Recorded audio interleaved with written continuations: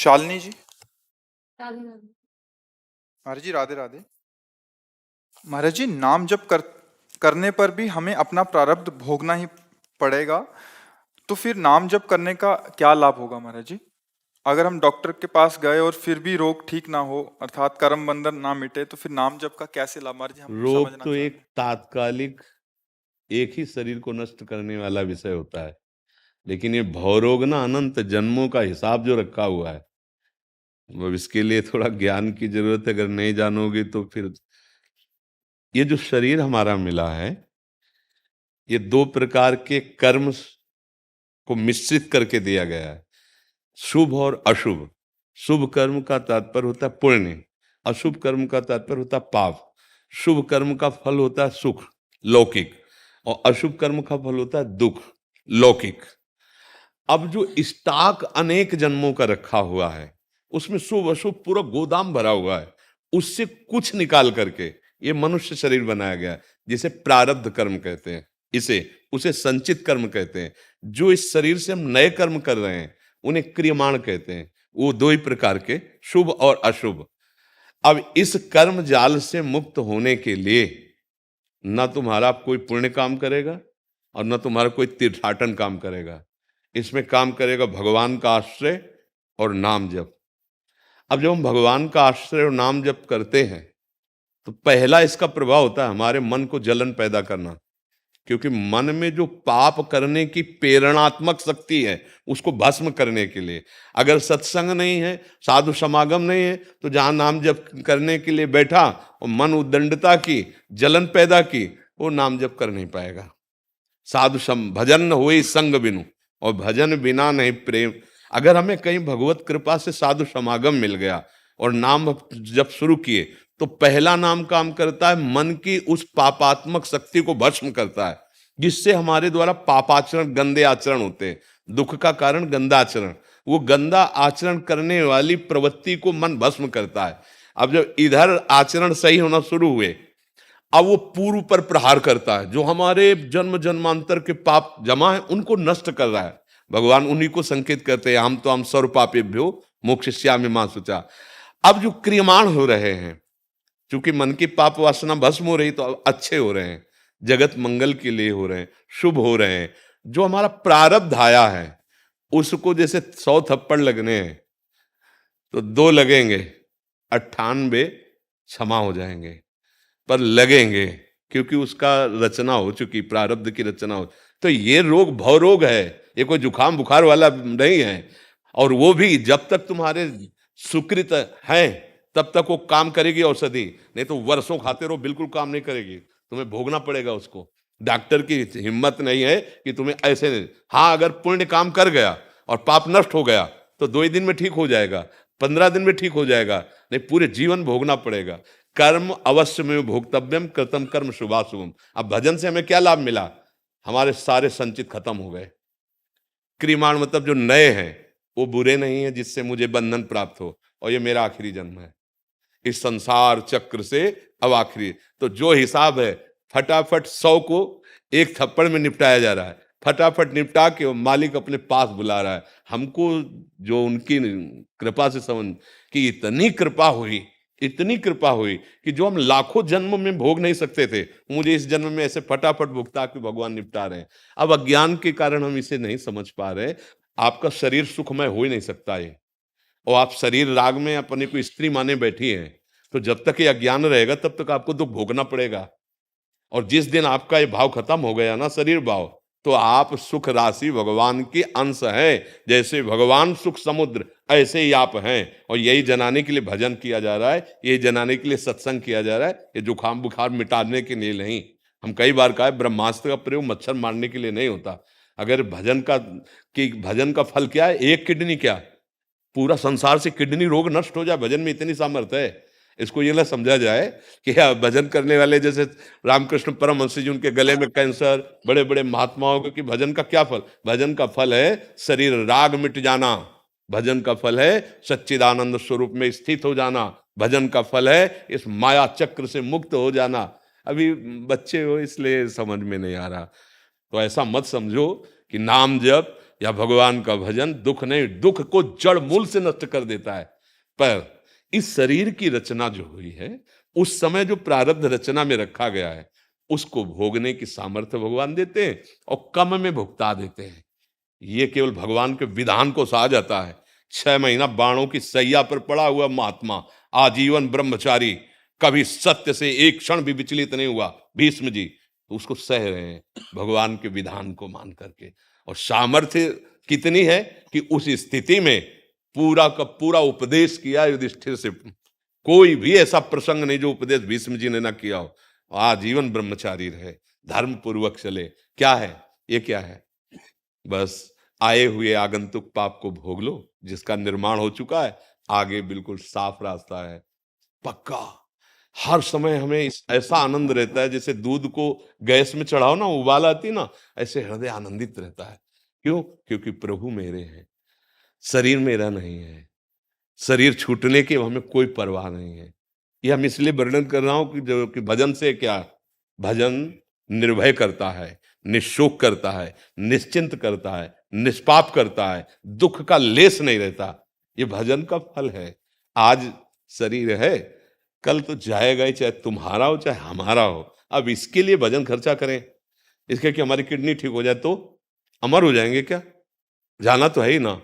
अच्छा ठीक हो जाएंगे तो क्या करेंगे? यही करेंगे ना जो भजन कर रहे हैं। तो भगवान कितने कृपालु हैं, ऐसी स्थिति में हमारे द्वारा हमारी दिनचर्या चलवा रहे हैं, हमारे द्वारा भगवत भजन करा रहे हैं। तो ऐसा नहीं सोचा जाए कि भजन से दुख मिटता नहीं। वो अभी भगवान से प्यार नहीं इसलिए ऐसे शब्द निकलते हैं, ऐसा नहीं है। कोई भी दुख नहीं रह जाता। सुखी मीन जहां नीर अगाधा, तिमिहर शरण न एको बात। जैसे समुद्र में मछली किलोल करती है, ऐसे भगवान का भक्त हर समय आनंद में निमग्न रहता है। बाहरी दुखों को दुख नहीं कहते। अगर बाहरी सुखों को देखो तो है, सब व्यवस्था है और हृदय जल रहा, ईमानदारी से देखो, भगवान से विमुख पुरुष को कभी स्वप्न में भी शांति नहीं मिल सकती। देख लो क्या वैभव है, क्या भोग सामग्री, कितना भोग रहे हो, पर शांत हो क्या तुम? देख लो। तब लग कुशल न जीव कहूं, सपने हूं मन विश्राम, जब लग भजत न राम को, शोक धाम तज काम। इस यही हमारी दुर्दशा का कारण है, जो शरीर को हम इतना प्यार कर बैठे कि शरीर को मैं मान लिया। अरे तू अपने को ले जान पाया, कितनी सीमा में रह रहा है? 3.5 हाथ के शरीर में, अपने हाथ से नाप लो। 3.5 हाथ के शरीर में 50 वर्ष तेरे को रहते हुए तू कभी अपना परिचय प्राप्त किया कि तू कौन है? बस इसी को दुलार करते रहे शरीर को, मैं स्त्री मैं पुरुष। तो अब कैसे अज्ञान की धरा में कैसे समझ में आएगा कि भजन का फल क्या होता है? अगर आचरण शुद्ध नहीं करोगे, व्यसन नहीं छोड़ोगे, व्यभिचार नहीं छोड़ोगे, गंदी बात नहीं छोड़ोगे, तो भगवान भी तुम्हारे हृदय में बैठे हैं, तुम्हें सुखी नहीं कर पा रहे। कि कोई महात्मा सुखी कैसे तुम्हें कर सकता है? सत्य बात को समझना थोड़ा कड़वा लगता है। आप क्यों आए हो संतों के पास? क्या बात है? क्या है इनके पास? एक बात केवल, भगवान का आश्रय, भगवान का नाम जप। वो तुम नहीं कर सकते हो क्या? अरे तुम दूसरों के दुख मिटाने वाले बन जाओगे। देखो तो जप के, अभी जैसे बात कह दी कि दुख नहीं मिटता, आप जप के तो देखो, भजन करके तो देखो। अभी भजन हुआ है क्या? केवल 2-4 माला कर लेने से बात? अरे भजन करके देखो, सुख समुद्र हृदय में उबाल मारता है। हर समय हृदय जिस सुख में निमग्न है, बलिहारी भगवान की, जो उन्होंने शरण में ले लिया है, जो उन्होंने अपना भजन मार्ग दिया है, जो उन्होंने अपना परिचय दिया है। नहीं, ऐसा माया का भुलावा है, इसलिए ऐसा विश्वास जनित शब्द तो कभी बोलिएगा नहीं कि डॉक्टर के पास जाए और वो दुख निवृत्ति ना कर पाए रोग की, तो मंत्र ही क्या या वो दवा ही क्या। ऐसा नहीं है। अनंत जन्मों के पापों को भस्म करके भगवान अपने धाम में, अपने स्वरूप में लीन कर लेते हैं। ऐसा ये कोई असत मार्ग नहीं है। हम आपसे सच्ची कहते हैं, बचपन से इस मार्ग में लगे हैं। अगर वो सच्चाई ना हमारी समझ में आती तो हम हाथ उठा के सबसे कह देते, लेकिन हाथ उठा के कहते हैं। उनके जैसा कृपाल, उनके जैसा प्यार करने वाला, उनके जैसा अपना कोई नहीं है। बस अगर गलती है तो हमारी थोड़ी गलती है कि हम उनको नहीं समझ पा रहे, उनके प्यार को। नहीं, उनकी तरफ से नहीं है। दुख किसे कहते हैं? दुख किसे कहते हैं? मन की मानी हुई बात को दुख कहते हैं। मन की मानी हुई बात को, इस शरीर ने को मन ने मान लिया है मैं अपना हूं, बस। आप देखो, इतनी जगह को बेहोश कर दो, तो इंद्री को मन के संपर्क से रहित करो, काट डालो। अगर उसको दुख हो तो बताओ, होता है दुख तो हो रहा है, काटो ऐसे। भला हो जाए मन को दुख। मन को कब दुख हुआ? तो अगेंद्री से संयोग होने पर। अगर यही मन श्री कृष्ण में लगा है, प्रियाजू में लगा हुआ है, सारे पाप नष्ट हो गए हैं, तो शरीर सड़ रहा हो तो भी दुख नहीं है। और अगर मन पापाचरण में है तो शरीर एसी में बैठा है, छाती जल रही है। बिल्कुल बात सच है। दुख किसको कहते हैं? दुख समझो, दुख कहते हैं मन की कल्पना को। आपको लगेगा कल्पना, हाँ, आप अविनाशी हो। जब आप में किसी अस्त्र शस्त्र का किसी भी तरह से प्रभाव नहीं पड़ सकता तो दुख में कैसे पड़ गया? नैनम छिन्नन्ति शस्त्राणि नैनम दहति पावका न चैनम क्लेदयन्त्यापो न शोष्यति मारुता। आप भगवान के पूर्ण अंश हैं, आप भगवान के चिदानंश हैं, तो आप में कैसे दुख आया? मन का भ्रम और ये स्वीकृति। भजन से इसी में रहते हुए ये भ्रम खत्म हो जाता है। जैसे जो सपने सिर काटे कोई, बिन जागे दुख दूर न होई। उसके लिए चाहे जितने अंग रक्षा रख लो, बचा नहीं सकते। एक ही उपाय है, जगा दो। जैसे स्वप्न में कोई कत्ल कर रहा है किसी का और वो आदमी दुखी हो रहा है, यद्यपि बिल्कुल दुख नहीं है, न कोई काटने वाला है न कोई कटने वाला है, और आप व्यवस्था उसकी बाहर से चाहे जितनी करो, लेकिन वो दुख में रहेगा जब तक उसको जगा नहीं दिया जाएगा। जगा तब उसे पता चलेगा। अभी सो रहे हो, अपनी को स्त्री माने हुए, अपने को पुरुष माने हुए, अपने को धनी माने हुए, अपने को निर्धन माने हुए, ये जो प्रपंच माया का है, ये मोह निशा सब सोहनिहारा, देखे स्वप्न अनेक प्रकारा, ये जग जामिन जागे जोगी, परमारथी प्रपंच वियोग। अभी चश्मा ठीक सुधर जाए ना, अभी दिखाई देगा। दुख नाम की चीज नहीं। आनंद समुद्र भगवान और उनका मयंस सुख राशि, चेतन अमल सहज सुख राशि, दुख का लेस नहीं। अब भजन के द्वारा दुख मिटने वाली संभावना की बात थोड़ी रह गई, है ही नहीं दुख। ये ज्ञान हो जाए केवल। अब अज्ञान की दशा में अपने को शरीर माने बैठे हुए हैं, अब कैसे दूर होगा? क्योंकि कितने ऐसे हमारे द्वारा पाप कर्म हुए हैं इस शरीर से, तो उनको तो भोगना ही पड़ेगा। इसलिए भाई, भोग के लिए तो तैयार रहो और भजन का फल ये मांगो कि अब मुझे इस माया जनित संसार में आना ही ना पड़े। बहुत हो गया यार, कोई नहीं है अपना।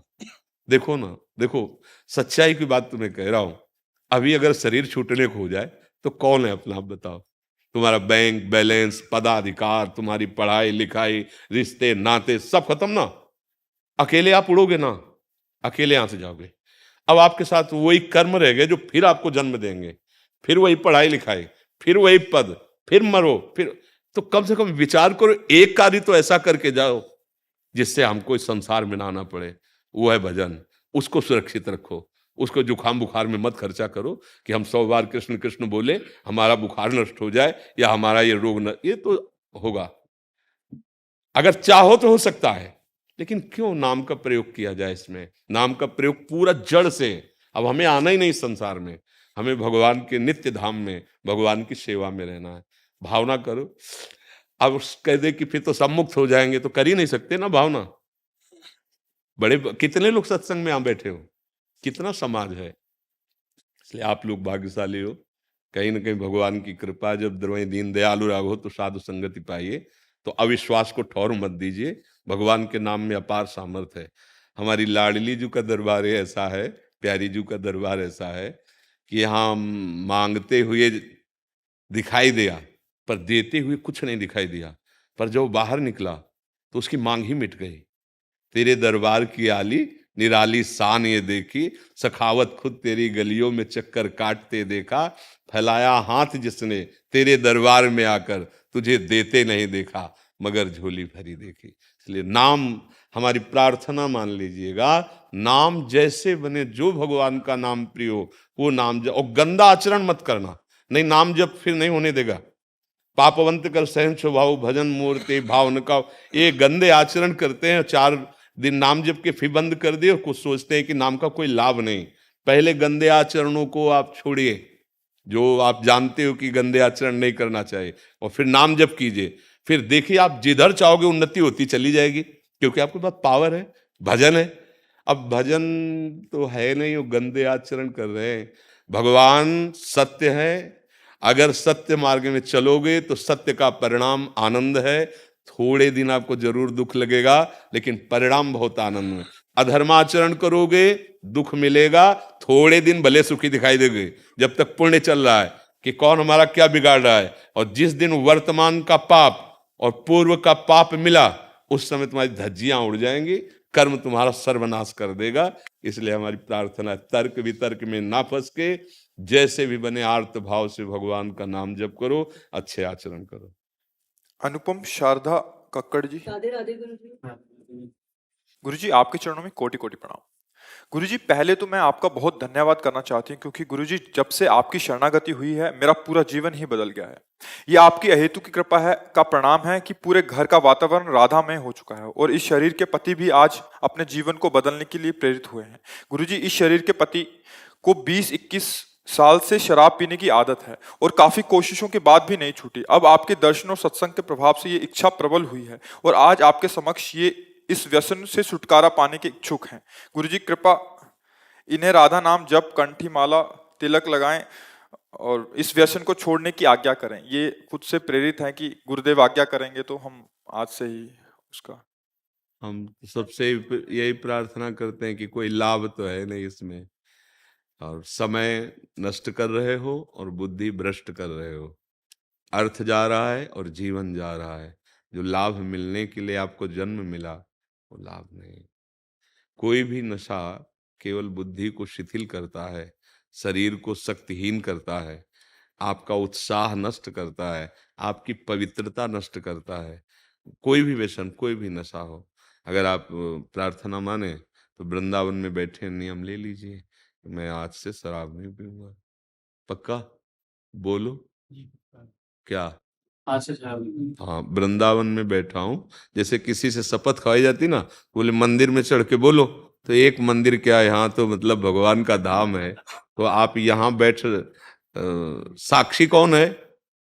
संत वेश का आपने साक्षी है ना, तो होता है ना किसी बात के लिए। और बैठे कहाँ हो? धाम में बैठे हो। आप झूठ नहीं होना चाहिए, मतलब इससे बड़ी शपथ कोई सृष्टि में नहीं हो सकती। क्योंकि साक्षी अगर संत और गुरु को मान ले और भगवान के धाम में बात कर रहा है तो प्राण चाहे चले जाए, पर ऐसी तो इससे क्या होगा, जो पीछे गलतियां हुई हैं वो भगवान क्षमा कर देंगे। अहम तो हम स्वर पापेभ्यो मोक्षयिष्यामि। और भैया जाना है, हम कह रहे ना मानो पियो, कितने दिन पियोगे? मृत्यु से बच पाओगे क्या? और जब मृत्यु आएगी तो तुम्हारा सब कुछ हरण कर लेगी। कुछ जो भी तुमने जीवन में किया वो सब यहीं रह जाएगा। ये शरीर, ये सब केवल कर्म आपके साथ जाएगा। पहले सुधार लो, अभी समय। मान लो आग लगने वाली है तो निकाल लो अच्छी अच्छी चीजें, नहीं तो आग तो लगी जाएगी। तो इस श्वास में जितनी दम रह गई है, राधा राधा राधा राधा राधा, और शराब पीना, मांस खाना ये बंद कर दो। पक्का? गुरु जी कंठी माला पहनने की आज्ञा दीजिए। देखो बात यहाँ की है, अगर हृदय से प्यार कर रहे हो ना, राधा राधा चल रहा है, तो बाहर से कंठी माला ना भी बांधो ना, तो तुम हमारे हो। और हमारी बात ना माने ना, तो फायदा क्या होगा? बात मानने की है। हाँ, अब जैसे अब हम लोग आचार्य परंपरा से, गुरु परम, तो प्रसाद तिलक ये सब ऐसे आप अगर सुधर गए, आप अंदर से राधा, तो आपको राधा नाम परम पद प्रदान कर देगा। जब कंठी बांधे, तिलक लगाए, नाम जप नहीं करते, गंदे आचरण करते, क्या भगवत प्राप्ति हो जाएगी क्या? तो अब ये जन्म बर्बाद नहीं होने देना। जैसे बने वैसे मुझे अपने पापों का नाश करना है। देखो अभी आपको समझ में नहीं आ रहा है, क्योंकि ये माया का ऐसा खेल है कि जब परिणाम भुगतने का आता है तब समय नहीं दिया जाता है, और उस समय उसका विचार जो है अब काम नहीं कर रहा। अभी आप कार्य कर सकते हो तो समझने नहीं दिया जा रहा, केवल समय नष्ट किया जा रहा है।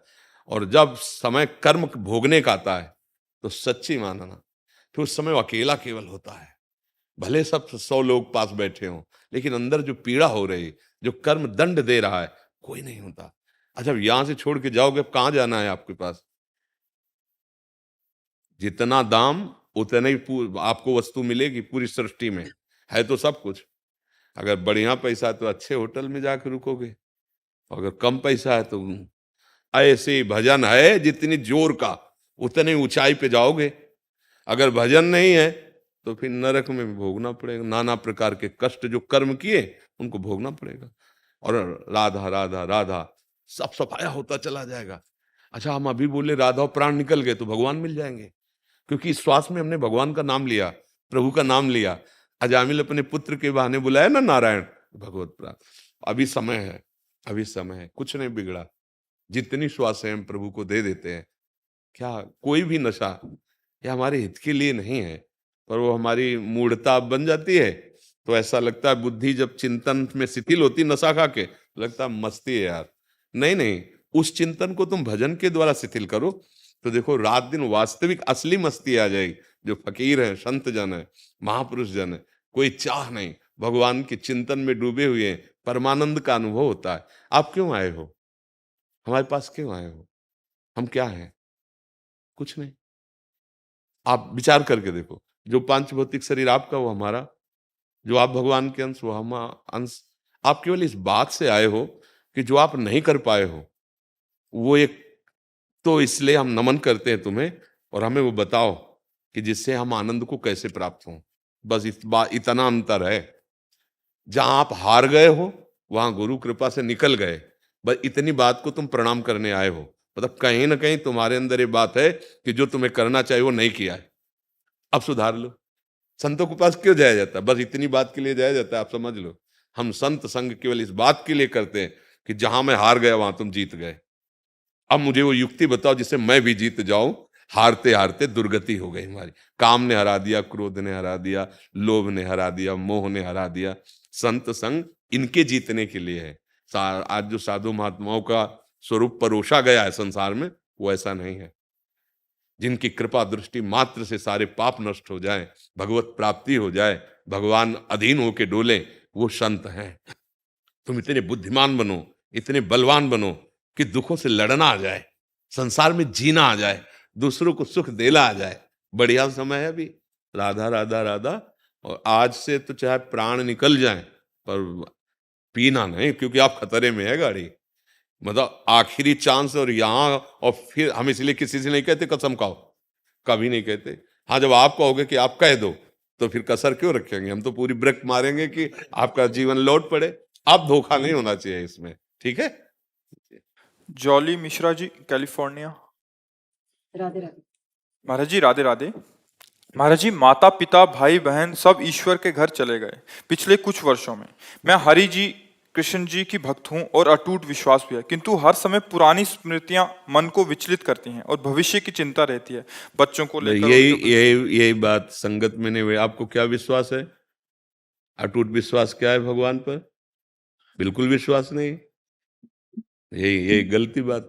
जब हम अपने गलती को गलती मान लेंगे तो हमारा सुधार हो जाएगा। अभी भगवान पे विश्वास नहीं है। आपका जो प्रश्न है वो बता रहा है कि आपका भगवान पे विश्वास नहीं है। पूर्व स्मृति आना वो बात ठीक है कि हमारे द्वारा जो शरीर संबंधी रिश्ते नातेदार जो भी जैसा व्यवहार हुआ है वो मन में बैठा हुआ है, तो हम उनका नाम जप कर रहे हैं, उनके नाम के प्रभाव से उसे हम डिलीट कर रहे हैं, उसे हटा रहे हैं। पर हमको अपने कल्याण के लिए या अपने मंगल के लिए या अपने सपोर्ट के लिए अविश्वास, तो फिर मुझे समझ में नहीं आता। फिर हम भगवान के कैसे भक्त हैं? भगवान ने आदेश किया, अनन्यस चिंतयन्तो माम ये जनाः परिपासते तेषाम नित्याभियुक्तानाम योगक्षेमम वहाम्यम।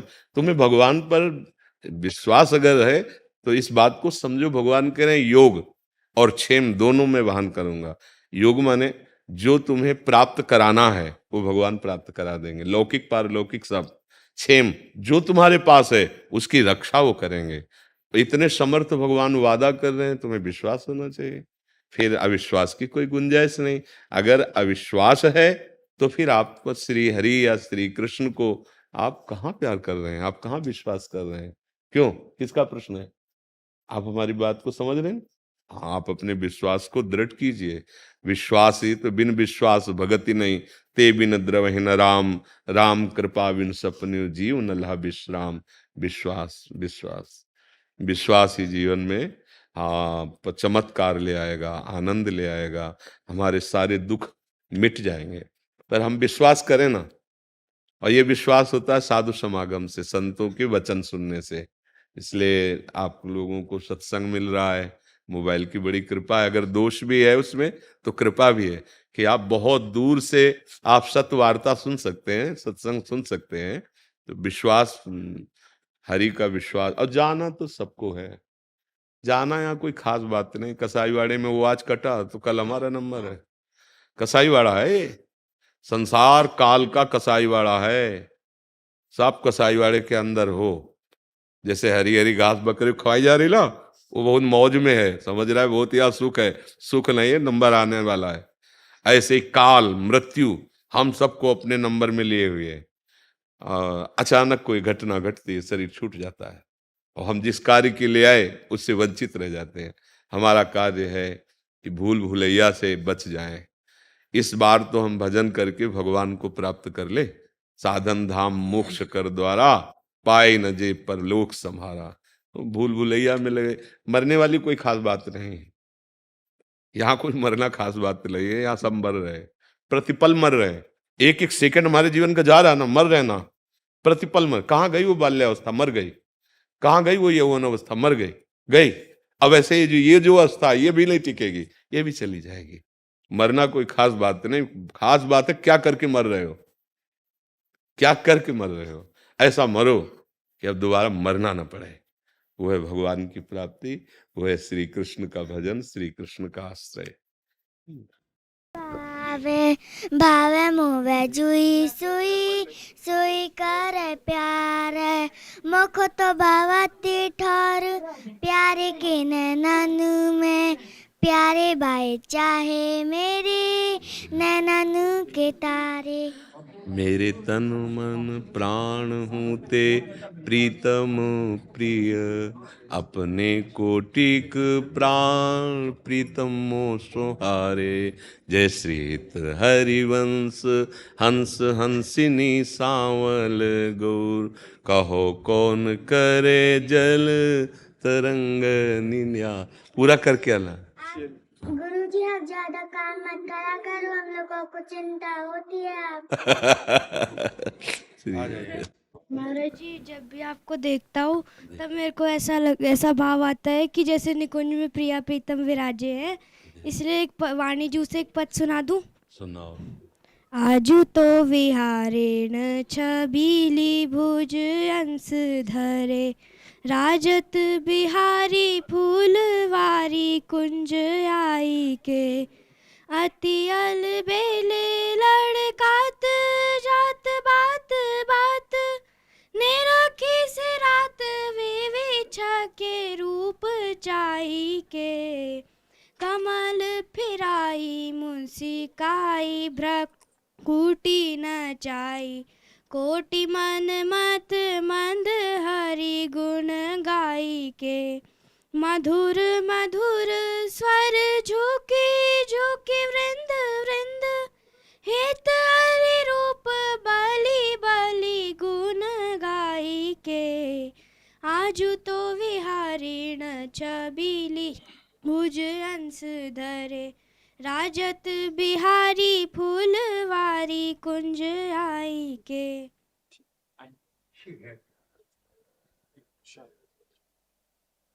पंकज जी, अरविंद जी, राधे राधे महाराज जी। महाराज जी, आपको करोड़ों युवाओं की तरफ से कोटि कोटि प्रणाम, जो आपने करोड़ों युवाओं को सत मार्ग पर चलने का प्रेरणा दिया। महाराज जी, कभी कभी एकांत में अंतरात्मा से एक प्रश्न उठता है कि मैं कौन हूं, और जब ये प्रश्न उठता है तब मेरे को ये शरीर अपना नहीं लगता। प्रश्न ये उठता है कि अगर मैं ये शरीर नहीं हूं तो आखिर मैं कौन हूं, यहाँ क्यों आया, और अगर भगवान का सुमिरन करना हमारे जीवन का उद्देश्य है तो फिर ये व्यवसाय व्यवस्थाएं एवं दुनिया की चकाचौंध क्यों बनाई गई। पहली बात तो धन्यवाद है आप लोगों का कि आप बात मान रहे हैं। जीवन में सबसे उन्नति का प्रथम लक्षण होता है शास्त्र और संत जनों गुरुजनों की वाणी को मानना, सबसे बड़ी बात होती है। क्योंकि जीवन का जो परिवर्तन होता है, या तो असत वार्ता से तो कुमार्गगामी, और सत वार्ता से तो सन्मार्गगामी। दोनों में वार्ता ही प्रधान होती है। जब हम गंदा संग करते हैं तो दुर्गति हो जाती है, अच्छा संग करते हैं तो सदगति हो जाती है। तो उसमें प्रधानता आपकी हुई, इसलिए सबसे बड़े धन्यवाद के पात्र वो सब हैं जो बात मान रहे हैं। और दूसरी बात, ये जो बात हृदय में आती है कि मैं कौन हूं, पढ़ के ही सही, सुन के ही सही, पर ये बहुत बढ़िया बात है, क्योंकि अपना परिचय मिला नहीं, पूरा जीवन व्यतीत हो गया, तो हम दूसरे का परिचय क्या जानेंगे या भगवान का परिचय क्या जानेंगे। जैसे लोग कहते हैं ना कि भगवान को तो हमने देखा नहीं, तुम कैसे विश्वास करेंगे भगवान है, तो क्या आपने अपने को देखा है क्या? ये शरीर तो आप है नहीं, पक्की बात है। आप चाहे मानिए न मानिए, आप देखते हैं जब अंदर से भगवान अंतर ध्यान हो जाते हैं तो शरीर को आप फूंक देते हैं, गाड़ देते हैं मिट्टी में, समाधि दे देते हैं। इससे कोई प्यार नहीं करता है, वो केवल माया के कारण ऐसा लगता है कि ये प्यारा है, वस्तुतः कोई प्यार नहीं करता। और जब प्यारा अंतर ध्यान हो जाता है तो इसका कोई आदर नहीं होता शरीर का। इसका हम जो भगवान के अंश हैं, परमात्मा के अंश हैं, चिदानंद, जितना कुछ तुम्हें दिखाई दे रहा है, सुनाई दे रहा है, सोच समझ में आ रहा है, ये सब मायाकृत है। मैं और मोर तोर तय माया, जेह बस कीन्हे जीव निकाया, गो गोचर जहां लगु मन जाई, सो सब माया जानो भाई। माया का ऐसा कुछ रूप समझो जैसे कई तरह का शीशा का एक महल हो। शीशा कई तरह के नहीं होते, एक में बिगड़ा मुंह दिखाई देगा, एक में सुंदर, एक में भयानक, एक बड़ा, एक ऐसा। ऐसे समझ लो एक भवन शीशे का है जिसमें केवल आप ही आप हैं, अब उसमें आपके हजारों रूप है, कोई बिगड़ा रूप है, कोई सुंदर रूप है, कोई छोटा रूप है, कोई बड़ा रूप है। वैसे एक ही परमात्मा इस माया रूपी शीशे कारण कहीं मनुष्य, कहीं स्त्री, कहीं चर, कहीं अचर, कहीं बुरा, कहीं महात्मा, कहीं उत्तम, कहीं अधम, वो दिखाई दे रहा है नहीं। जैसे उस शीशे के भवन से हटाओ तो असलियत में उसका जो रूप है तब समझ में आएगा। शीशे के भवन में तो एक ही करोड़ों रूपों में दिखाई देगा। ऐसे ही एकोहम बहुश्यामा वेद कहता है, वही परमात्मा अपने आप को बहुत रूपों में करके खेल रहा है। सब संतों ने ऐसा ही अनुभव किया, घट घट में वही रमा हुआ है। आप जो अपना अस्तित्व मान लिए हैं तो उस शरीर के अंतर्गत माने हुए। आप देखो, जैसे आपसे आपका परिचय पूछा जाए तो वास्तविक बात यह कि आपके दिमाग में आपको इसी का परिचय है नहीं। अभी तक आप अपने को नहीं जान, भगवान को कैसे लोग जान पाएंगे? तुम अपने को मानते हो ना कि तुम हो, लेकिन तुम जानते हो क्या अपने को? देखा है, समझा है? कोई दर्पण ही नहीं पैदा हुआ ऐसा आज तक सृष्टि में जो आपका प्रतिबिंब दिखा सके। वो केवल ज्ञान के द्वारा है, गुरु वाणी के द्वारा, गुरु के वचनों के द्वारा। अज्ञान तिमिरांधस्य ज्ञानांजन शलाकया चक्षुरुन्मीलितमेन तस्मै श्री गुरुवे नमः। वो किसी दृश्य का स्वरूप नहीं है कि हम उसे देख सकें, वो मैं ही हूं। वो इंद्रियों के द्वारा देखा नहीं जा सकता, क्योंकि इंद्रिय हमारे करण है। जैसे हथौड़ा है तो हथौड़े को तो जानता है जो उसका कार्य करने वाला है, लेकिन हथौड़ा उसको नहीं जानता जो उससे चला रहा है। ऐसे इंद्रियां हैं, वो एक करण है, उसको जो चला रहा है वो आप हैं। लेकिन ऐसी भूल भुलैया में आप फंस गए कि आप अपने को ही नहीं जानते हैं।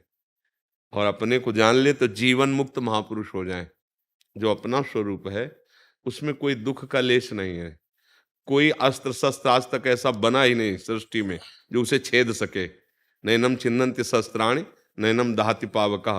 वो अग्नि से जलता भी नहीं है, वो वायु के द्वारा सुखाया नहीं जा सकता, वो जल के द्वारा गीला नहीं किया जा सकता। अक्लेद्य, अशोष्य, अदाह और एक और चैतन्य घन, नित्य आनंदमय, कोई अभाव नहीं। ये अपना स्वरूप है, अपना स्वरूप। अब भगवान की माया से अपने स्वरूप को हम भूल गए। जैसे हम जब स्वप्न में होते हैं तो स्थूल शरीर का ज्ञान होता है क्या? आप देखो ना, 24 घंटे के अंदर की बात है कि आप जब जागृत में हैं तो आपको ये शरीर का भान हो रहा है कि मैं हूं, लेकिन जब आप स्वप्न में होते हैं तो ये शरीर पड़ा होता है, आपको ज्ञान ही नहीं होता। आप दूसरे में होते हैं, स्वाप्निक शरीर उसे कहते हैं, जो आप स्वप्न में विचरते होते हैं। तो हमारा स्वप्न जब जागृत हुई तो वो मिथ्या हो गया, और जो जागृत से हम स्वप्न में गए तो जागृत मिथ्या हो गया। ये इतने क्षण में तो इसका अस्तित्व खत्म है। तो ये मैं नहीं हो सकता, क्योंकि मैं नित्य स्वरूप है। न मैं स्वप्न वाला था, न मैं जागृत वाला हूं। मैं स्वप्न और जागृत दोनों को जानने वाला हूं। अब जब भजन किया जाता है गुरु कृपा से, साधन मार्ग में चला जाता है, तो हमारा मन बुद्धि ये निर्मल होता है, अभी मलिन है। जहां ये निर्मल हुआ तो ये लय हो गया अपने स्वरूप में। जीव ही लय हुआ मतलब शांत, ते हुए अपने स्वरूप का अनुभव अपने आप से होता है, इंद्रियों से नहीं होता, मन से नहीं होता, अपने आप से अपने स्वरूप का बोध होता है। वो बड़ा कठिन मार्ग है करना। तो हम जो भी हैं, जैसे भी हैं, पहले स्वीकार करते हैं भगवान के हैं। ये शरीर, ये मन, ये इंद्रियां, जितना प्रपंच माया कृत है वो भगवान को समर्पित कर देते हैं। तो भगवान की कृपा से हम जान जाएंगे। सोई जाने जे देव जनाई, जानत तुम्हें तुम्हें हो जाए। तो हमारा जो स्वरूप है वो भगवत स्वरूप है, हम देह नहीं है। अब ये फिर हम करें क्यों? तो देखो, हम कर्म में ही फंस गए हैं और कर्म से ही अब मुक्त होना होगा। कांटा लगेगा तो कांटे जैसी आकृति वाले से ही कांटा निकाला जा सकता है, ये नहीं कि उसको हम चाकू से निकालें। कांटा लगा तो सुई या कांटा। हम कर्म में फंस गए, बहुत जन्मों से ऐसे कर्म करते चले आए जिसके परिणाम स्वरूप हम अपने स्वरूप को भूल गए, भगवान को भूल गए। अब हमको कर्म के द्वारा ही बंधन से मुक्त होना होगा। तो माता पिता की सेवा, समाज की सेवा, संतों की सेवा, पशु पक्षियों की सेवा, इस शरीर से जो मलिन कर्म हुए हैं वो नष्ट हो जाएंगे। और हमारा जो जन्म हुआ है वो भगवान की प्रसन्नता के लिए हुआ है कि हम भगवान को प्रसन्न कर लें। तो भगवान की प्रसन्नता का उपाय है सब चराचर जगत में अपने प्रभु को देखकर जिसकी सेवा मिल जाए वो सेवा करना, चाहे पत्नी हो, चाहे पुत्र हो, चाहे रिश्ते नातेदार हो, चाहे पड़ोसी हो या कोई भी हो, सब में मेरा भगवान विराजमान है, इसलिए मुझे सेवा करनी है। जो आपको भगवत प्रसाद स्वरूप से धन मिल जाए, भोग सामग्री मिल जाए, उसे सेवा में लगानी है। अपने को भोक्ता नहीं मानना है, तो आप निकल जाओगे। और अपने को भोक्ता मानकर समाज का भोग करने की भावना जो है, यही हमारी दुर्गति का कारण है। तो ये माया प्रपंच तब तक बाधक है जब तक भोगने की भावना है। अगर सेवा की भावना है तो फिर बाधक नहीं है। भगवान को कोई कर्म करना नहीं है, लेकिन वो भी जब अवतार लेते हैं तो आप देखो चरित्र पढ़कर भगवान सारे कार्य करते हैं ना, क्योंकि भगवान को तो कुछ प्राप्त करना नहीं है, वो तो सब कुछ वही है, पर वो करते हैं ना कर्म। ऐसे हमको कर्म करना है निष्काम भाव से, फल की आशा का त्याग करके समाज को सुख, भगवान को सुख, माता पिता को सुख पहुंचाने की भावना, इससे मुक्त हो जाओगे। हम फंसे हैं सुख लेने की भावना में। हमसे जितनी गलतियां आज तक हुई हैं आगे होंगी, वो सुख लेने की भावना में ही। आप देखो, पकड़ो इस बात को, कोई भी पाप होता है सुख लेने की भावना से होता है। सुख देने की भावना अगर आपके अंदर आ जाएगी तो पाप कर्म नष्ट हो जाएंगे और वही कर्म आपको भगवत प्राप्ति करा देगा। बस हम भगवान की आज्ञा के अनुसार चलें, अर्थात जो शास्त्र हैं, संत जन हैं, उनकी आज्ञा के अनुसार चलें, मनमानी आचरण छोड़ दें तो इस बंधन से मुक्त हो जाएंगे। गंदे कर्म करने से शरीर भाव पुष्ट होता है और भागवतिक अच्छे कर्म करने से ये शरीर भाव नष्ट हो जाता है और स्वरूप बोध होने लगता है। दोनों दोनों कर्म है, एक है बांधने वाला और एक है मोक्ष वाला। तो अगर हम मुक्त कर्म करें, मुक्त कर्म का मतलब तो दूसरे को सुख देना। देखो, हम फंसे, कोई भी कार्य ऐसा नहीं करते जिसमें अपना सुख लक्ष्य ना हो, यही बंधन है। और जब यही ज्ञान हो जाएगा तो वास्तविक आपको चाहिए ही नहीं। जैसे समुद्र है, अगाध जलराशि है, उसको किसी गड्ढे से कोई मतलब है क्या? क्योंकि अगाध जलराशि। ऐसे ही आप आनंद समुद्र के अंश हो, ईश्वर अंश, जीव अविनाशी, चेतन, अमल, सहज, सुख राशि। सुख राशि माने सुख का समुद्र। आपको सुख चाहिए, गंदे आचरणों से सुख चाहिए, ये गलती हो गई। देहाभिमान से हम भूल गए अपने आप को और इसमें फंसते चले गए। तो फिर बोले अब हम फिर गृहस्थी में क्यों रहे? नहीं नहीं, यही बात समझ के गृहस्थी में रहोगे तो जो एक विरक्ति को फल मिलता है गृहस्थी को फल मिलेगा। पत्नी के साथ पत्नी जैसा व्यवहार पर भाव भगवान का, पुत्र के साथ पुत्र जैसा व्यवहार पर भाव भगवान का, मुक्त हो गए। बस भूल मिटानी है, सही माने में भूल मिटानी है। हमसे बड़ी भूल हो गई शरीर भाव में आकर गंदे आचरण करके, तो हमारा मन मलिन हो गया, हमारी बुद्धि मलिन हो गई। अब दुख भोग रहे हैं हम। दुख संबंध का है, आप में नहीं है। बहुत धैर्य से समझो। दुख संबंध का है। अभी जैसे भगवत चर्चा हो रही, अभी हो कि मथुरा में एक्सीडेंट हो गया, 10 लोग मर गए। अभी यहाँ चर्चा, तो आपको बुरा लगेगा कि यार मतलब सत्संग की बात हो रही, तुम कहा है ये तो हुए करता है। नहीं, उसमें तुम्हारे चाचा थे, अब नहीं बुरा लगेगा। आप ऐसा ये क्यों हुआ? संबंध से पहले संबंध का ज्ञान नहीं हुआ तो आपको सब व्यर्थ लगा। अब संबंध का ज्ञान हुआ कि आपके वो उसमें थे। ऐसे ही पूरा संबंध शरीर से, शरीर के संबंध से हमारी दुर्गति होती चली गई। जो मन कहता है वही भोग करते हैं, जो मन कहता है वही कार्य करते हैं। मनमानी आचरण के कारण हमारा मन इतना मलिन हो गया कि अब हमको ये लगता ही नहीं कि इसके सिवा हम कोई और हैं। यही लगता है यही हम हैं। ईमानदारी से देखो ना, तो यही यही अध्यात्म, गुरु ज्ञान, शास्त्र ज्ञान इसी को प्रकाशित करता है। और जब स्वरूप का जहाँ बोध हुआ तो ये सब माया के जितने खेल, नाटक होता रहेगा। अब नाटक होगा, अब सही नहीं होगा। अभी सही, आप नाटक को सही मान रहे हैं, नहीं मान रहे। आप अपने पुरुष मान रहे हैं, अपनी स्त्री मान रहे हैं, आप नाटक है माया का। फिर वो ज्ञानी महात्मा नाटक को नाटक की तरह करता है। गुरु पद में बैठा है तो शिष्यों से शिष्य जैसा बर्ताव, परिवार में तो परिवार, गृहस्थ में तो परिवार, पर वो किसी का कुछ नहीं समझ रहा है। ये केवल माया का नाटक। जैसे आपने कहा फिर रुचि क्यों? क्योंकि असली ज्ञान नहीं है, इसलिए आपको लगता है। आपको केवल स्वांग करना है। स्वांग में कोई नहीं फंसता है। फंसता है जब स्वांग भूल जाता है। नाटक में कोई स्वांग दिया जाता है, फंसता है क्या कोई? ना उसे उस समय जो उसको रोल मिलता है, स्वांग मिलता है, वो करता है, पर वो ऐसा होता नहीं है। वो जानता है अर्थ के लिए स्वांग कर रहे हैं। ऐसे ही हम कर्मों में बंध गए, अब हमें स्वांग मिला है, हम उसको अच्छी तरह निभाएं तो हम जो प्रभु हैं वो इस स्वांग से मुक्त कर देंगे, माया के नाटक से मुक्त कर देंगे। कर्म करना बहुत जरूरी है। बिना कर्म किए नहीं, एक क्षण भी नहीं रह सकते आप। अब मान लो हाथ पैर बांध के ऐसे बैठ जाओ, तो कर्म केवल शरीर से थोड़ी होते हैं, अंदर से शुरू है। तो हम सत्कर्म करें। दूसरों को सुख पहुंचाने जैसा कोई परम तप या धर्म नहीं है। परहित सरिस धर्म नहीं भाई। हम फंस गए सुसुखवान। जितने बड़े बड़े पाप कर रहे हैं लोग, केवल सुसुख वांछा, सुसुख माने मैं सुख भोग लूं इससे, तो देखो कैसे राक्षस हो गए लोगों की बुद्धि।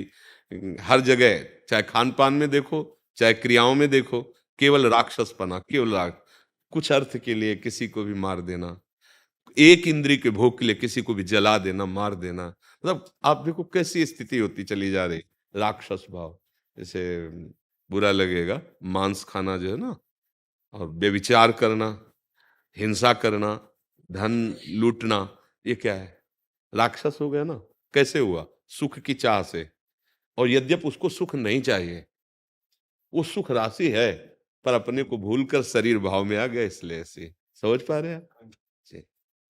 ठाकुर जी, ठाकुर जी, लिखा ठाकुर जी। हाँ भाई, ठाकुर जी पधारे तो हमारा तो जीवन धन्य हो गया। जी जी। राधे राधे महाराज जी।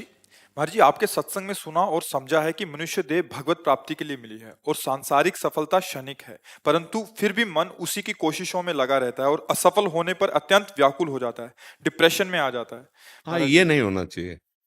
मतलब असफल होने पर डिप्रेशन में हम इसलिए पहुंच जाते हैं कि हमारा आश्रय ठीक नहीं है। अगर आश्रय भगवान है तो हम डिप्रेशन में क्यों जाएंगे? आज हम कर्म कर रहे हैं, आज कर्म के अनुसार हमें जो फल मिलना चाहिए नहीं मिला है, तो कोई ना कोई कर्म हमारा है जो हमें दुख देना चाहता है। लेकिन मैं निराश नहीं होऊंगा, फिर कर्म करूंगा, फिर प्रयास करूंगा। अच्छा, प्रयासरत वाला विजय को प्राप्त होता है, ध्यान रखना। ऐसा कभी नहीं हुआ कि जिसने जीवन भर प्रयास किया और सफलता नहीं मिली। ऐसा कभी नहीं हुआ। 10 बार हो सकता है, 12 बार हो सकता है, लेकिन हम प्रयासरत रहेंगे ना, तो हमें धन ही चाहिए ना, लौकिक सफलता ही चाहिए ना, तो उसके लिए हमें दृढ़ प्रयासरत रहना पड़ेगा। और अगर भगवान का आश्रय नहीं है तो तुम प्रयास नहीं कर सकते हो, हार जाओगे, जैसा आप बोल रहे हो। और भगवान का आश्रय है तो फिर हारोगे नहीं। आप टूट इसलिए जाते हैं क्योंकि आपको भगवान का भरोसा असलियत में नहीं है। असलियत में नहीं है। वो कैसे प्यार कर रहे हैं हम तुम्हें कैसे बताएं। एक एक कदम पे उनका दुलार, वो प्यार की मूर्ति ही है। हाँ, संसार में जन्म हुआ है तो बड़ी आवश्यकताएं हैं, पुत्र है, पुत्री है, पढ़ाना लिखाना है सब। तो जन्म देने के पहले वो हिसाब लिखा हुआ है। जो तुम्हारा जन्म हुआ या तुम्हारे बच्चों का जन्म हुआ, पहले से लिखा हुआ है। अब उस लिखा पढ़े को अगर मिटाना है तो फिर एकमात्र भगवान का भजन, भगवान का आश्रय ही है, नहीं तो वो अवश्य भोगना पड़ेगा, अवश्य। देखो ध्यान से सुनना, एक सत्राजित नाम के यदुवंशी थे द्वारिका में, ये श्रीमद् भागवत की कथा है। तो उन्होंने सोचा कि धन प्राप्त किए बिना संसार में जीवन का क्या लाभ, प्रायः सबके विचार ऐसे रहते हैं। तो उन्होंने भगवान सूर्य की आराधना की। जैसे महाराज युधिष्ठिर ने सूर्य की आराधना की थी तो बटलोई प्राप्त हुई थी ना उनको, कि जब तक द्रौपदी ना पाएंगे तब तक कोई भी पा सकता है। मतलब बहुत व्यंजन एक ही बटलोई से निकल जाएंगे, खीर पूड़ी रसगुल्ला सब सब, अगर द्रौपदी ने पा लिया तो फिर नहीं रहेंगे। तो भगवान सूर्य की आराधना की। तो भगवान सूर्य जानते थे क्या चाह रहे हैं, तो धन चाहते, तो स्यमंतक मणि दी। वो 8 भार सोना रोज प्रदान करती थी और बड़ी महिमाशाली थी और चमकती हुई। तो गले में डाल करके जब साधना पूर्ण हुई, भगवान सूर्य ने दिया तो आ रहे थे। हमें बताना चाहते हैं कि भगवान से अगर विमुख है तो कुछ भी कर ले, वो सुख को प्राप्त नहीं होता। तो जब समंतक मणि पहन के आ रहे थे तो द्वारिका के लोग दौड़कर भगवान द्वारिकाधीश के पास गए, बोले प्रभु ऐसा लग रहा है कि सूर्य भगवान आपके दर्शन करने आ रहे हैं, क्योंकि बहुत तेजोमय मणि थी समंतक मणि। भगवान ने कहा सूर्य नहीं है, ये सत्राजित है, इसने आराधना की, भगवान सूर्य से समंतक मणि प्राप्त हुई, बुलाओ नजदीक। और कहा कि देखो ये समंतक मणि बहुत तेजस्वी है, इससे जितना तो जो स्वर्ण निकलेगा वो आपको मिल जाया करेगा। आप उग्रसेन महाराज के समीप जमा कर दो, जिससे आप सुरक्षित रहोगे, नहीं इसके जो विघ्न है उसे आप सह नहीं पाओगे। उनको लगा कि भगवान हमारी उन्नति सह नहीं पा रहे हैं, क्योंकि हम तेजस्वी और समंतक मणि प्राप्त, बिल्कुल भगवान की बात नहीं मानी। धन में प्रधान बुद्धि, सुख की चाह धन से। भगवान कह रहे तुम्हें इसका जो रोज धन है 8 बार स्वर्ण वो मिल जाया करेगा, सुरक्षित रहेगी और तुम्हें कोई बाधा नहीं पहुंचे। वो भगवान की सलाह को असहनशीलता समझा कि भगवान मेरा खुशी, मेरी महिमा, ये जो मुझे प्राप्त हुआ सह नहीं पा रहे, इसलिए कह रहे उग्रसेन जी को दे दीजिए। अब वो मणि लेकर के घर में बड़े आनंद से रहने लगे। एक दिन उनके छोटे भाई ने, अब भाई है ना प्रसेनजीत, उन्होंने मणि गले में पहनी, बहुत अच्छा लगा। सोचे शिकार खेलने के लिए, पहले राजा लोग जैसे जाते थे ना जंगली क्रूर पशुओं की हत्या करने, तो घोड़े पर चढ़ करके और गए, लौटे ही नहीं। अब वो सत्राजित जो प्राप्त किए थे ना, उन्होंने ये प्रचार प्रसार कर दिया कि श्री कृष्ण ने कहा था और हमने जमा नहीं किया, तो हमारे भाई को भी मरवा दिया और मणि छीन ली। अब ये बात धीरे धीरे पूरी द्वारिका में फैलने लगी। भगवान ने कहा हमें तो इस बात का पता ही नहीं है कि वो पहन करके बाहर गया है, ऐसा कुछ हुआ है। तो कुछ गणमान्य लोगों को लिया और घोड़ों की टाप के अनुसार गए, तो आगे देखा घोड़ा मरा हुआ पड़ा था, फिर आगे देखा कि वो व्यक्ति भी मरा हुआ पड़ा था, उनका छोटा भाई जो प्रसेनजीत था। फिर देखा कि वहां सिंह के पंजे एक गुफा की तरफ जा रहे हैं, तो देखा कि गुफा में अंदर कुछ कोलाहल है। तो भगवान द्वारिकाधीश ने सबको रोका कि रुको, पहली बात तो देखो घोड़े को सिंह ने मारा, फिर प्रसेनजीत को मारा, फिर सिंह ने ऐसी कोई समझा कि खाद्य वस्तु ये है, उस मणि को लेकर इधर आया, कोई इस गुफा में है जिसने उस सिंह को मार करके वो मणि अंदर ले गया। अब मैं अंदर जा रहा हूं केवल उसको ये प्रमाणित करने के लिए कि इसमें मेरा कोई दोष नहीं है। भगवान अंदर गए तो जाम्बवती जी उसी से मणि से खेल रही थी। बहुत युद्ध हुआ भगवान का और जाम्बवान। जब भगवान के घूंसों के प्रहार से जाम्बवान जी का शरीर, तब उन्होंने कहा कि अब मुझे पता चल गया कि मुझे इतनी पीड़ा केवल मेरे रघुनाथ जी के घूंसे से हो सकती है और किसी से नहीं हो सकती, क्योंकि बहुत बड़ी बल शक्ति वाले जाम्बवान जी। तो जाम्बवती जी को दिया और वो मणि भी दी। वो मणि लेकर के वापस आए और कहा देखो इसमें हमारा कोई दोष नहीं था, आप हमारे ऊपर फिर भी भगवान की बात उनको समझ में नहीं आई, वो मणि अपने पास ही रखे। अब सतधन्वा नाम के एक व्यक्ति ने और कृतवर्मान, यार बहुत कीमती मणि है, मार डाला, सत्राजित को मार डाला, वो मणि लेकर के भागे। अब देखो, उस मणि को सुख के लिए प्राप्त किया, धन के लिए, और भगवान की आज्ञा को उल्लंघन किया। अगर हम केवल धन लक्ष्य रखते हैं तो किसी की भी आराधना करके बिना भगवान का आश्रय भजन किए कोई भी धन हमें सुख प्रदान नहीं कर सकता है। भगवान का आश्रय है, नमक रोटी खाओगे, चैन से रहोगे, परिवार सुखी रहेगा। धन की ज्यादा परवाह मत करो, धर्म की परवाह करो, तो धन अपने आप आपके पास आ जाएगा। जैसे सच्ची आपको कहते हैं, अभी आपको भगवान के प्रताप का पता नहीं है। महालक्ष्मी जिनके चरणों को चापती रहती है, वो जरा सी कृपा कोर कर दे तो कुबेर का खजाना आपके घर आ जाए। तो बोले आ क्यों नहीं रहा है? क्योंकि आपको भगवान का भरोसा नहीं है, आपने ऐसे कर्म किए भगवत विमुख। इसलिए डिप्रेशन वाली बात तो नहीं आनी चाहिए। हाँ, धन की जरूरतें होती हैं तो प्रभु ने तुम्हें कर्म दिया, कर्म करो। अगर सफलता नहीं मिलती तो निराश मत हो, फिर प्रयासरत रहो। अगर बहुत धन भी प्राप्त हो गया और भजन हुआ नहीं तो यहीं तो बैंक में रह जाएगा। कितने ऐसे लोग हैं जिनको बहुत धन की प्राप्ति, तो क्या शांत हैं वो? क्या वो प्रसन्न है? क्या वो सुखी हैं? केवल दिमाग की भावना है, खाओगे तो उतना ही और जाओगे तो है ही, तो बैंक में लाद के ले जाओगे बैंक नहीं। भगवान जैसी परिस्थिति दिए, राजी रहना सीखो और धर्म पूर्वक भगवान का आश्रय लेकर नाम जप करोगे तो ये डिप्रेशन वाली बात नहीं आएगी। हम देख रहे हैं जिस समय जो आवश्यकता होती है भगवान वो दे। हम जानते ही नहीं कि हमारी आगे क्या व्यवस्था होनी है, और मेरे प्रभु आगे से आगे व्यवस्था की है।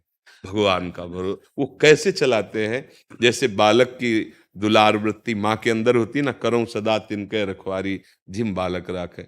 हम ये नहीं कह रहे कि हमारी कोई तपस्या देख के भगवान दीजिए, नहीं, वो केवल ये देखते हैं कि मेरे सिवा इसका कोई सहारा नहीं, आपका है इसलिए आप परेशान हो। यदि आप भगवत सहारे से हो जाओ तो सच्ची कहते हैं वो अखिल ब्रह्मांडों को बनाने के लिए किसी के सहयोग की जरूरत उसको नहीं पड़ी है। ये माला माल हो जाओगे, वही समझाना चाहते हैं, निहाल हो जाओगे। अगर सुदामा जी अपनी निष्ठा में रहे तो जैसी द्वारिकापुरी वैसी सुदामापुरी बनी, पर थोड़े दिन तो सहना पड़ेगा ना। भगवान भी ये देखते हैं कि तुम्हारा भरोसा कितना दृढ़ है, और एक बार पार हो जाओ, भरोसे को दृढ़ दिखा दो, तो त्रिभुवन की राज्य लक्ष्मी उनके चरणों में लुटती रहती है। वो हमारे स्वामी हैं, वो हमारे प्रीतम है। तो डिप्रेशन में जाने वाली बात तो होना ही नहीं चाहिए। क्यों डिप्रेशन? मनुष्य जीवन क्या केवल धन के लिए है? क्या हम एक बार, दो बार, चार बार हार जाएं तो हम अपने जीवन को नष्ट करने की स्थिति ले आए? नहीं भाई, नहीं, हम और प्रयास करेंगे। भगवान, इसीलिए सत्संग सुनना चाहिए और शास्त्र स्वाध्याय करना चाहिए। आप केवल धन के लिए डिप्रेशन में हैं, और हमारे आपके ही जो अपने गुरुजन जन हैं, अपने धर्म के लिए प्राण की बाजी लगा दी। छोटे छोटे 9 किशोर बच्चे हैं और दीवाल में चुने जा रहे हैं, और कहा जाता है तुम्हें हर सुख मिलेगा, केवल तौबा कर। लेकिन उन साहब के कृपालु जनों ने तौबा स्वीकार नहीं किया, ऐसे ईंट पे ईंट रखे। और हम उन्हीं के जन हैं, और हम रुपए ना मनमानी मिल पाए तो हम डिप्रेशन में चले जाएं, दुख में चले जाएं। इसका मतलब अभी साहब से हमारा परिचय नहीं है, अभी प्रभु से परिचय नहीं। गर्दन कटवा दी धर्म के लिए, हम धन के लिए परेशान हैं यार। तो थोड़ा तो सुलझना पड़ेगा, तभी बात बनेगी। और संतों के पास केवल जाया जाता है अध्यात्म बल के लिए। अध्यात्म बल है तो तुम जीत गए, ये लौकिक बल कोई बल नहीं है, अध्यात्म बल ही बल है। इसलिए नाम जप करो, भगवद आश्रित रहो, और कर्म करते हुए अगर हार हो रही है तो चिंता मत करो। एक बार होगी, 2 बार होगी, तीसरी बार हम सफल हो ही जाएंगे, क्योंकि हम प्रयासरत हैं तो भगवान हमारे साथ है, सफलता हो ही जाएगी। और सबसे बड़ी सफलता है भगवान मिल जाए। शरीर छूटे, फिर नए जन्म मिले, फिर वही पढ़ाई लिखाई शुरू, फिर वही नौकरी पेशा, फिर मर गए, फिर वही ये कब तक चलता रहेगा? एक बार स्थायी जगह तो पहुंचे। स्थायी जगह है भगवान का धाम, भगवान की प्राप्ति। हमारे जीवन में सबसे बड़ी लाभ की बात यह है भरोसा। भगवान का भरोसा कर लो और भरोसे में कभी हिलना नहीं, फिर आप चमत्कार देख लेना। साधना एक तरफ होती है, भरोसा एक तरफ होता है। अम्बरीश जी को भगवान का भरोसा, दुर्वासा जी के पास तपस्या है, भागना पड़ा तपस्वी दुर्वासा को, भगवान का भरोसा सुदर्शन चक्र पीछे पीछे उनको दौड़ाता रहा। भरोसा दृढ़ रखो।